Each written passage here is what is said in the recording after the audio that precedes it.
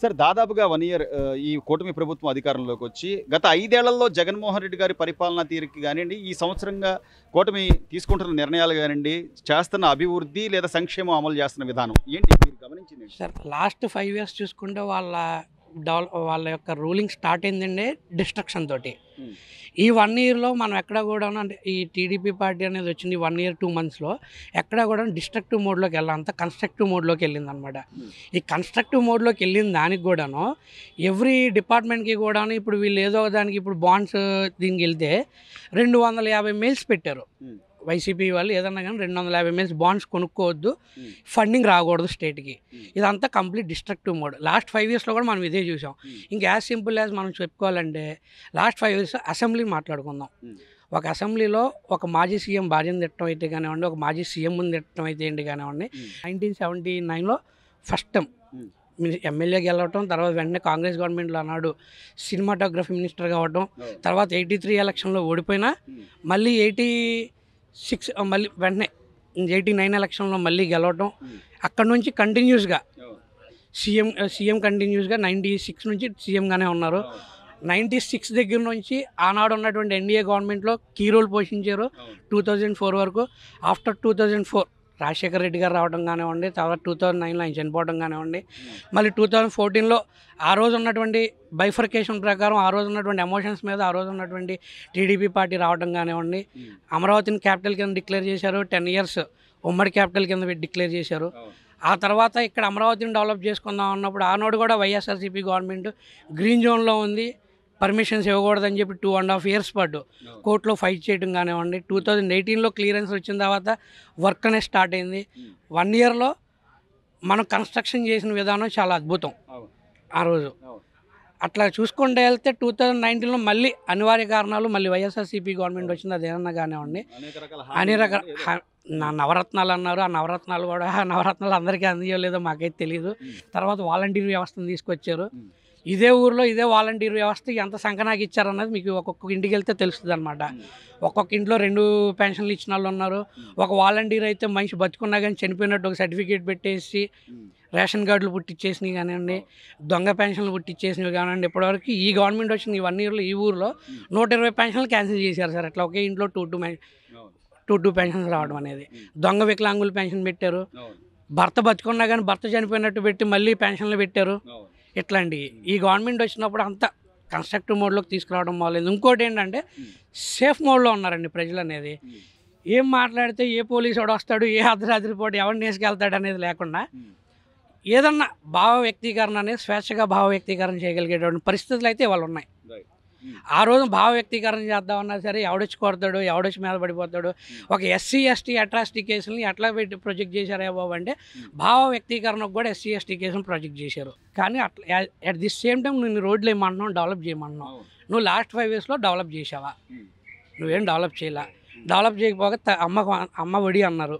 అమ్మ ఒడి ఎంతమందికి ఇచ్చారు? గత 5 ఇయర్స్లో ఈ ఏడాదికి 15,000 కోట్లు మీరు కేటాయించారు. ఈ గవర్నమెంట్ వచ్చిన ఈ ఏడాదిలో మొన్న ఇచ్చిన దానికి 18,500 కోట్లు కేటాయించారు.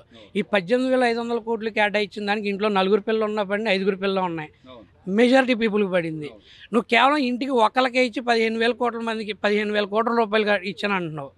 మొన్న ఏమన్నారు, నారా లోకేష్ గారు ఎడ్యుకేషన్ మినిస్టర్ కింద ఒక మోడుని తీసుకొచ్చారు. కర్ణాటక నుంచి తమిళనాడు నుంచి కొంతమంది గ్రూప్ ఆఫ్ పీపుల్ని యాడ్ చేశారు. ఆ డబ్బులు ఏమైపోయినాయో తెలియట్లేదు.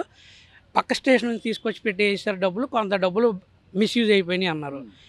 మీరేమో మీ మిస్యూజ్ గురించి చెప్పట్లేదు, కానీ ఏదో లోకేష్ అకౌంట్లోకి వెళ్ళిపోయినాను ఒక మాజీ సీఎంగా అనకూడని ఒక స్టేట్మెంట్ పాస్ చేసేస్తారు. ఈ వైఎస్ఆర్సీపీ గవర్నమెంట్ మినిస్టర్స్ అందరూ ఇట్లాంటి ఏదో ఒక రాంగ్ వర్డ్స్ ప్రొజెక్ట్ చేస్తారు. రాంగ్ వర్డ్స్ ఒకటి ప్రొజెక్ట్ చేస్తారు తప్పించి ఇందుట్లో ఎంత వాస్తవం ఉంది ఎంత అవాస్తవం ఉంది అన్నది కూడా ఆ పార్టీ కార్యకర్తలకు కూడా క్లారిటీ లేదు. ఎంతకీ ఏంటంటే భజనలు కొట్టేవాళ్ళు, చప్పట్లు కొట్టేవాళ్ళు ఎక్కువైపోయారు తప్పించి ఇందుట్లో ఉన్న ఫ్యాక్ట్ ఏంటిది, ఫ్యాక్ట్ కాంది ఏంటిది అనేది బేరీ చేసుకునే వాళ్ళు ఆ పార్టీలో బాగా తక్కువైపోయారు. కాబట్టి వాళ్ళకి వాళ్ళ ఆటలు సాగుతున్నాయి అన్నమాట. ఈ మధ్య బెదిరింపులు సార్, అంటే ఆయన నేను 3 ఏళ్ళు కళ్ళు మూసుకుంటే మళ్ళీ నేను వస్తా, సప్త సముద్రాలు అవుతున్నా. ఒకటి సార్, 2014 నుంచి కూడా ఇవాళ వరకు కూడాను వాళ్ళ రాజకీయ వ్యవస్థ మొత్తం కేవలం బెదిరింపు రాజకీయ వ్యవస్థ మీద నడుస్తుంది. ఫర్ సపోజ్ వైజాగ్లో ఒక డాక్టర్ని కేవలం మాస్కులు అడిగారన్న కోపంతో ఆయన తీసేయటం, ఆయన రోడ్డు మీద సంఖ్యలు వేయటం, అతను చావుకు కారణమయ్యారు.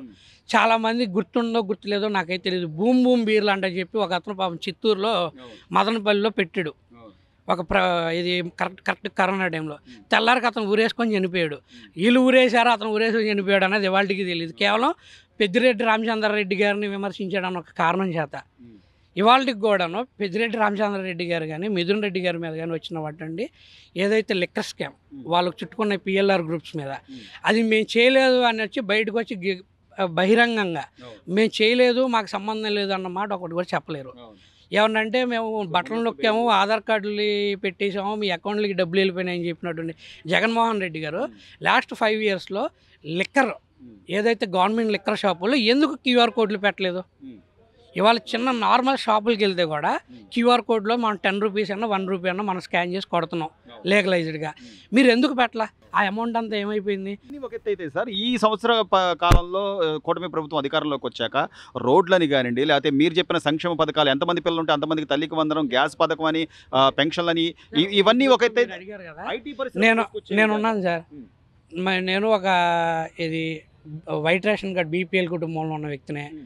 నాకు గ్యాస్ బండ్ డబ్బులు అయితే ఉన్నాయి, ఇప్పుడే అకౌంట్లో కూడా పని చూపిస్తా కావాలంటే. నిన్నగాక మొన్నే అనమాట అకౌంట్లో పని 860 రూపీస్ అనమాట. అంటే నేను అర్హుండనేగా 880 రూపాయలు వచ్చినాయి అనే కదా ఏడాదికి. ఇంకోటి ఈ రోడ్డు ఉంది సార్, ఈ రోడ్డు వైఎస్ఆర్సీపీ గవర్నమెంట్ ఉన్న 5 yearsలో గతుకులు బొంత. వచ్చిన 2 monthsలోనే మన సంక్రాంతికి ముందే రోడ్డుని వేస్తారు మన చోడవరం వరకు, ఈ 7 kilometers. ఇంతకుముందు ఈ 7 kilometers ట్రావెల్ చేయాలంటే మాకు ఇంచుమించుగా 25 minutes పట్టేది. ఇవాళ 5 to 10 minutesలో మేము వెళ్ళిపోతున్నాం అనమాట. అది డెవలప్మెంట్. డ్రైనేజీ వ్యవస్థ బాగుపడింది. అది ఇంకా మీరే పరిశ్రమలు ఉద్యోగ అవకాశాలు అంటే సార్, ఇప్పుడు గత పాలసీని కంటిన్యూ చేస్తూ ఉంటే ఎవరన్నా వస్తారు సార్. ఇప్పుడు 2014 to 2019 ఒక ఇండస్ట్రియల్ పాలసీ ఉంది, సింగిల్ విండో పాలసీ ఉంది. 2019 to 2024 అసలు మన విండో పాలసీ ఏంటో కూడా ఎవరికి తెలియదు. ఉన్న కంపెనీస్ వెళ్ళిపోయినాయి. సోలార్ అండ్ విండ్ ఎనర్జీ మీద ఆ రోజు ఫోకస్ పెట్టారు, సెంట్రల్ గవర్నమెంట్ స్కీమ్స్ ఇచ్చింది, వాటిని చెడగొట్టుకున్నాం మనం లాస్ట్ 5 yearsలో. ఇవాళ మళ్ళీ మనం కొత్త పాలసీని తీసుకురావాలి, అన్ని స్టేట్స్ కన్నా కూడాను మనం మంచి పాలసీ తీసుకురావడం కోసం 8 months టైం తీసుకోవడం జరిగింది. ఇవాళ మన పాలసీ మూలంగా BPCL రిఫైనరీ అనేది మన స్టేట్కి రావడం జరిగింది. ఇవాళ గ్రీన్ హైడ్రోజన్ రిలయన్స్ కంపెనీ అనేది రావడం జరిగింది. అట్లాగే ఇప్పుడు మొన్న అనకాపల్లిలో స్టీల్ ప్లాంట్ అండి. సో ఓకే, మేధా టవర్స్ అనేది ఎప్పటి నుంచి ఉందని నాకు, కాకపోతే అందుట్లో ఏంటంటే వర్కింగ్ క్యాపిటల్ అనేది చాలా తక్కువ ఉంది. దాన్ని ఇంప్రూవ్మెంట్ చేయాలన్నది మేము కూడా కోరుకునే వ్యక్తులమే. దాన్ని TCSకి ఇవ్వడం జరిగింది గతంలో చంద్రబాబు నాయుడు గారు సీఎం కింద ఉన్నప్పుడు. తర్వాత TCS HCLకి పక్కన క్యాంపస్ ఇవ్వడం జరిగింది. ఇవాళ మళ్ళీ TCS అనేది క్వాంటమ్ వ్యాలీలో TCS పెట్టుబడులు పెట్టడం రావడం అయితే ఏంటండి, మనకి బిచ్ పిల్లని రావడం అయితే ఏంటంటే, కానీ ఇవన్నీ ఏంటంటే గ్రౌండ్ ఎస్టాబ్లిష్మెంట్ జరగడానికి కొంచెం టైం పట్టిద్ది. ఆ టైం కోసం మనం వెయిట్ చేయాలి. ఎస్టాబ్లిష్మెంట్ టైం కోసం మనం ఏదో కొబ్బరికాయ కొట్టేసాం రేపు పొద్దున్నకి రావాలని మేమైతే అనుకో, ఎందుకంటే మేము చదువుకున్న వ్యక్తులం కాబట్టి. ఒక గ్రౌండ్ లెవెల్ ఎస్టాబ్లిష్మెంట్ రావాలంటే ఒక 5 years పట్టింది సార్. ఈ 5 years అనేది మనం ఓపిక్గా కూర్చోవాలి, అక్కడ ఇన్ఫ్రాస్ట్రక్చర్ పెరగాలి. ఆ ఇన్ఫ్రాస్ట్రక్చర్ పెరిగినప్పుడు కంపల్సరీ జాబ్ అనేది ఉంటుంది. ఆ జాబ్ అలాట్మెంట్ వచ్చేటప్పుడు చుట్టుపక్కల నుంచి వచ్చి బైఫర్కేషన్ జరిగింది. బైఫర్కేషన్ జరిగినప్పుడు ఇక్కడ ఎంప్లాయ్మెంట్ అనేది క్రియేట్ అయ్యింది. ఎంప్లాయ్మెంట్తో పాటు ఇక్కడ బిజినెస్ అనేది జరిగింది. దానివల్ల ఇంకొంతమంది బతుకుతారు. మీరు చెప్పినట్టు సార్, చాలా వరకు కళ్ళ ముందు కనపడుతున్నాయి. ఈ రోజున 16,000 పైచిలకు మెగా DSC పోస్టులు మన ఎగ్జామ్స్ రాసిన వాళ్ళంతా కూడా ఉద్యోగాల కోసం ఎదురు చూస్తున్నారు. నిన్న సీఎం గారు కూడా చెప్పారు, ఆగస్టులో ఖచ్చితంగా టీచర్ పోస్టు భర్తీ అయిపోద్ది అని. ఇంకోవైపు లోకేష్ గారు యువనాయకుడు, ఆయన IT శాఖ మంత్రిగా కొన్ని పరిశ్రమలకి వాటికి ఆయన ఇచ్చేసుకోవడం కానీ, ఇంత కళ్ళ ముందు కనిపిస్తున్నా కూడా ఇవన్నీ ఫేక్ ప్రచారాలు, వీళ్ళు ఏమి చేయట్లేదు, అంతా దొంగ ప్రచారాలు చేస్తున్నారని చెప్పి ఆ పేరుని నాని గారు లేకపోతే ఇంకొకళ్ళు ఇప్పుడు పర్సన్స్ గురించి పేరు నాని గారు ఇట్లాంటి వాళ్ళ గురించి మనం మాట్లాడుకుంటాం అనేది టైం వేస్ట్. ఎందుకంటే లాస్ట్ 5 yearsలో వాళ్ళు మినిస్టర్స్ కింద ఉండి వాళ్ళ పేషీల్లో ఏం జరుగుతుంది అన్నది వాళ్ళకే తెలియదు. వాస్తవాలకైతే వాళ్ళు ఏం చేశారన్నది వాళ్ళకే తెలుసు. మనం ఏం మాట్లాడాల్సిన అవసరం లేదు. గతంలో ఉన్నటువంటి మినిస్ట్రీస్ని ఇవాళ ఉన్న మినిస్ట్రీస్ని మనం బేరీజ్ వేసుకుంటే, ఇవాళ ఇండస్ట్రియల్ మినిస్టర్ ఏదైతే భర్త గారు ఉన్నారో ఆయన చేసే వర్క్ను మనం చూడాలి. గతంలో ఉన్నటువంటి మినిస్ట్రీ ఎవరు, ఇండస్ట్రియల్ మినిస్ట్రీ అనేది ఆయన చూడాలి. అసెంబ్లీలో అప్పడాల కంపెనీలకి మేము పర్మిషన్ ఇచ్చాము, పచ్చల కంపెనీకి మేము ఇచ్చుకున్నాం ఒక ఇండస్ట్రియల్ మినిస్టర్ని చూసాము. ఇవాళ దావోస్ లాంటి ఒక సమ్మిట్కి వెళ్ళి మా స్టేట్లో పెట్టుబడులు పెట్టండి అని చెప్పినటువంటి మినిస్టర్స్ని మనం చూస్తున్నాం. సో గతంలో ఉన్నది మనం ఇప్పుడున్నది చూడాలి. ఇంకోటి ఏంటంటే గతంలో వైజాగ్లో మీటప్ పెట్టారు. మనమే చూసాం ప్రశాంత్ కిషోర్ గారి టీం ఎట్లాగైతే టై పెట్టుకొని ఫుడ్ కోసం తన్నుకున్న రోజులు ఉన్నాయి అక్కడ. అట్లాంటి ఇండస్ట్రియల్ విజిట్స్ మనకు వద్దు. మనకు కావాల్సిన జెన్యూన్ విజిటింగ్ కావాలి. గ్రౌండ్ లెవెల్ విజిటింగ్లో ఎవరు ఎస్టాబ్లిష్ చేస్తారనేది ఆలోచించుకునే వాళ్ళు కావాలి.